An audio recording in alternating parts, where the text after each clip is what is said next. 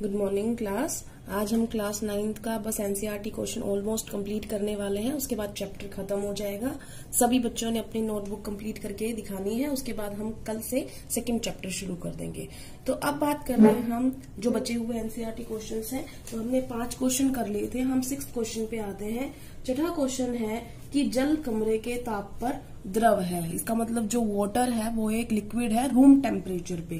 पहले तो ये बताओ, जो जल होता है वो रूम टेम्परेचर मतलब जिसमें हम नॉर्मली रहते हैं तो लगभग रूम टेम्परेचर होता है बेटा 25 डिग्री सेल्सियस। तो 25 डिग्री सेल्सियस पे क्या है वो द्रव। इसका कारण पूछा है, बताओ क्यों। भाई सीधी सी बात है, पहले तो आप ये देखो कि वो द्रव है कि नहीं है। तो जल को जब हम एक जग से या एक गिलास में सब कुछ डालते हैं, अलग अलग बर्तनों में डालते हैं, तो क्या वो अपना आकार बदल रहा है? हाँ, तो इसका मतलब वो द्रव है। अब कारण बता रहे हैं हम कि कारण क्यों है। क्योंकि जल का जो हिमांक है मतलब फ्रीजिंग पॉइंट है। फ्रीजिंग पॉइंट मतलब जहां पर वो जमना शुरू करता है वो कितना है? 0 डिग्री सेल्सियस। ठीक है ना। इस पर तो वो क्या बन जाएगा? सॉलिड बनना शुरू हो जाएगा। ठीक है, 0 डिग्री सेल्सियस पे वो सॉलिड बनना शुरू हो जाएगा। और एक होता है क्वथनांक।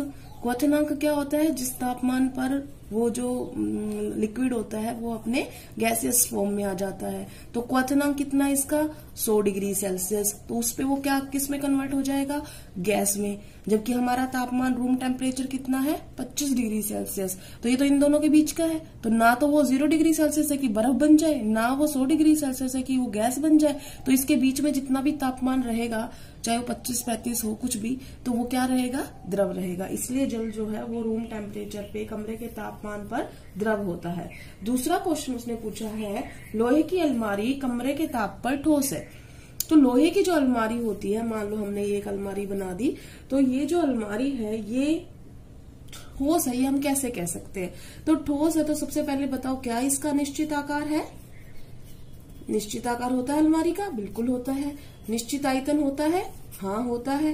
तो इसका मतलब निश्चित आकार और निश्चित आयतन रखने वाली अवस्था कौन सी कहलाती है? ठोस।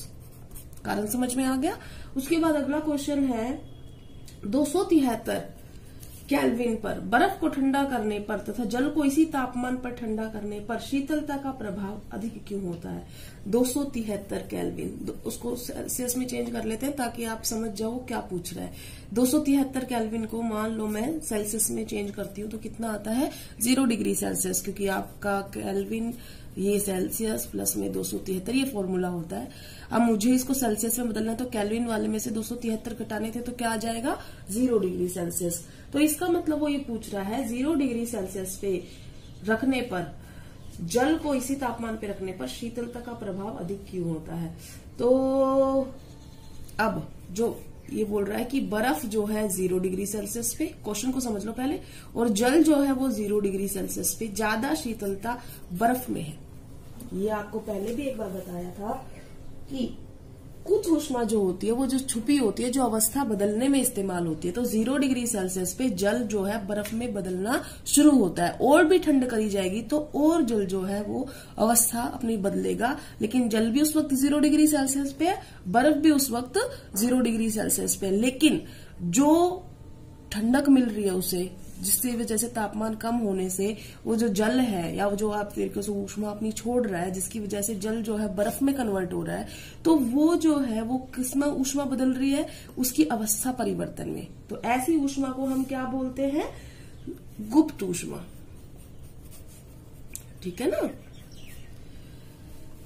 तो इसका मतलब जो बर्फ जो होती है वो ज्यादा ठंडा करेगी एज कंपेरिजन टू पानी, अगर दोनों का टेम्परेचर 0 डिग्री सेल्सियस है। तो कि ये गुप्त ऊष्मा है, ये किसके पास ज्यादा है? बर्फ के पास ज्यादा है, जो अवस्था बदलने में जल के पास ज्यादा है। तो इस वजह से शीतलता किसके पास ज्यादा है? बर्फ के पास है। ठीक है ना। आप अगर नहीं समझ पा रहे तो आप ये समझ लो कि मान लो हम उल्टा कर रहे हैं, हम बर्फ को जल बना रहे हैं। तो बर्फ 0 डिग्री सेल्सियस पे थी, आप उसको थोड़ा सा अगर और तापमान दोगे तो बर्फ 0 पे रहेगी और वो वापस जल में बदलना शुरू करेगी। और जो बर्फ से जल बनेगा वो भी 0 डिग्री सेल्सियस तापमान ही दिखाएगा। तो जब हमने उसे बाहर रखा तो ये तापमान में जो इंक्रीज होने के बावजूद भी ये भी 0 है, ये भी 0 है। ये क्यों होता है? क्योंकि आपकी स्टेट बदल रही है। अब इसको समझो क्या हो रहा है। बर्फ में क्या होता है, ऐसे पार्टिकल्स बिल्कुल साथ साथ होते हैं, ठीक है। जल में पार्टिकल दूर दूर होते हैं।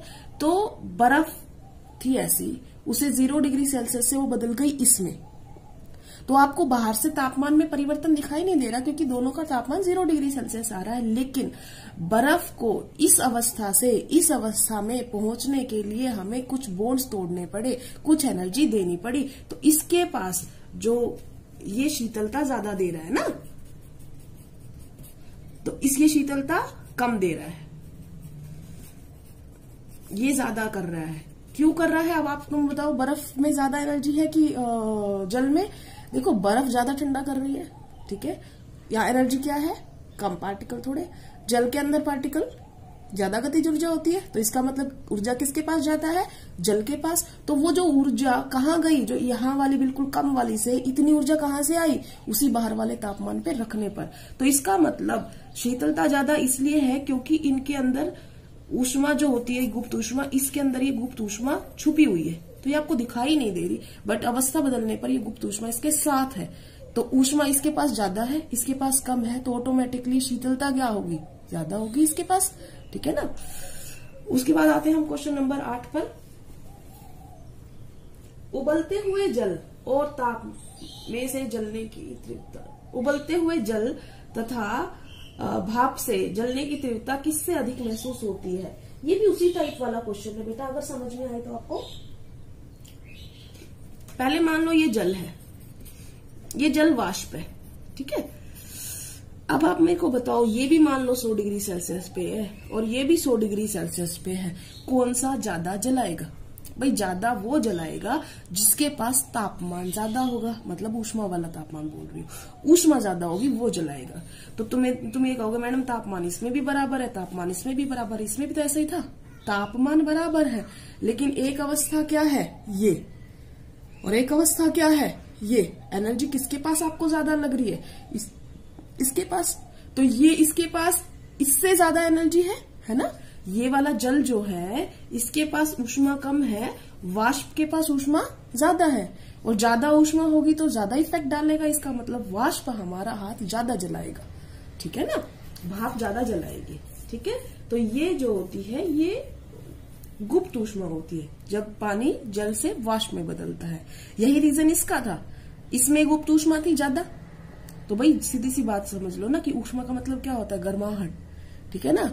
तो इसका मतलब शीतलता कौन ज्यादा प्रोवाइड करेगा, भाई ऊष्मा इसके पास ज्यादा थी तो शीतलता ये प्रोवाइड कर रहा था। इस वाले के अंदर हमें जलाना है तो ऊष्मा ज्यादा किसमें है वो देखना है। तो इन दोनों का वैसे टेम्परेचर 100 डिग्री सेल्सियस है, लेकिन इसके अंदर गुप्त ऊष्मा छुपी हुई है तो इसका ज्यादा हो, तो इसका मतलब वाष्प ज्यादा जलाएगा।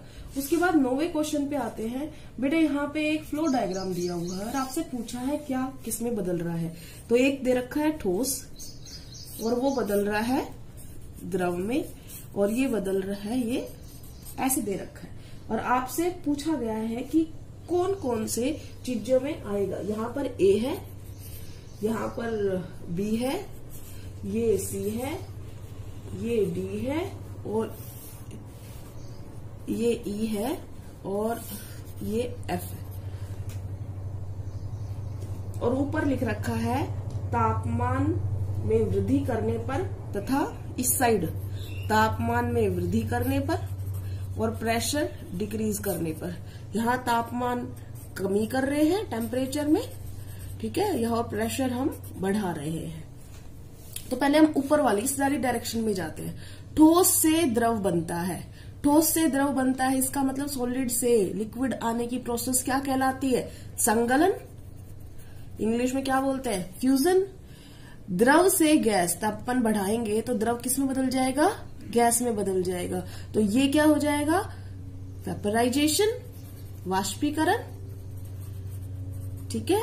उसके बाद इसी वाली डायरेक्शन में चलते हैं। ठोस से सीधा गैस, सब्लिमेशन, ऊर्ध्वपातन। गैस से लिक्विड, सी आ रहा है, इसको किस नाम से बोलेंगे, जमा रहे हैं हम उसको, मतलब गैस को द्रव पे कन्वर्ट कर रहे हैं। तो ये क्या है, कंडेंसेशन, संघनन, ठीक है। हम जब गैस को ज्यादा पास लेके आते हैं, प्रेशर बढ़ाते हैं, टेम्परेचर कम करते जाते हैं, तो वो मॉलिक्यूल जो है इस अवस्था से इसमें आना शुरू हो जाते हैं। तो ये होता है